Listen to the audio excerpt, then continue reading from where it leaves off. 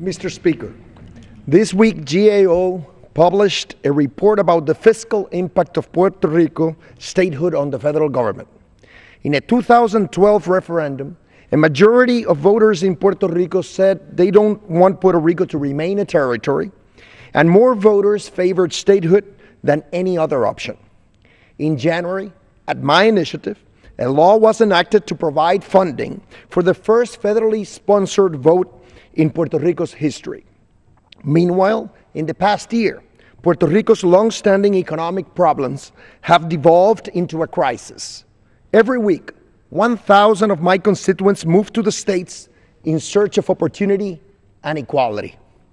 Thus, GAO has released its report at a time when island residents are voting for statehood at the ballot box and with their feet in unprecedented numbers.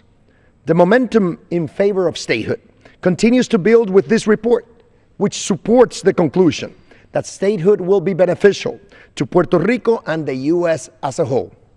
The report confirms that statehood will enhance quality of life in Puerto Rico. As a territory, Puerto Rico is treated unequally under key federal spending and tax credit programs. As a state, it will receive equal treatment. Based on GAO's analysis and taking into account programs GAO did not examine, it can be calculated that statehood will inject additional $10 billion into Puerto Rico's economy each year. This underscores the scope and severity of the discrimination Puerto Rico faces as a territory. The report also alleviates concern that statehood would have an adverse impact on the U.S. Treasury. As GAO explains, new federal outlays to Puerto Rico will be significantly counterbalanced by new federal revenues generated from the island, which could amount to $7 billion a year. As Puerto Rico prospers, collections will increase further. The report thus reinforces that statehood, which is so plainly in Puerto Rico's interest, is also in the national interest. This nation will benefit when Puerto Rico's economy is strong. Its residents don't need to move to the States to achieve their dreams or vote for their national leaders. Individuals and businesses on the island flourish and the tax base expands. The U.S. will profit from the state of Puerto Rico's success, just as it currently pays an economic and moral price for the territory's shortcomings. The reaction to the report from politicians in Puerto Rico who favor the status quo has been dishonest.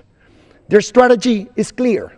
If you cannot convince the public, try to confuse the public. For example, they claim the report concludes that hard-working island residents would have a large federal tax liability under statehood. The report says no such thing, and the assertion is false.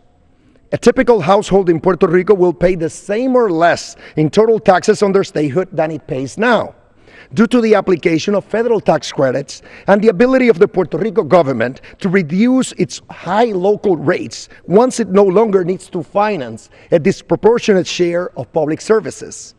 In any event, this inaccurate argument shows disrespect for the people of Puerto Rico, who will be proud to assume both the rights and responsibilities of statehood. Throughout history, men and women have fought and fallen for equality and dignity. These principles are priceless. My colleagues who requested the GAO report should now schedule a hearing on it. 75 days have passed since enactment of the law authorizing Puerto Rico to hold a federally sponsored referendum. 132 members of Congress have sponsored my legislation that calls for a referendum on Puerto Rico's admission as a state and that requires federal action if a majority of voters choose statehood. If the governor of Puerto Rico believes his claim that the GAO report is somehow damaging to statehood, he should have the courage of his convictions and conduct a statehood admission vote with the available federal funds without delay. His inaction speaks louder than his words.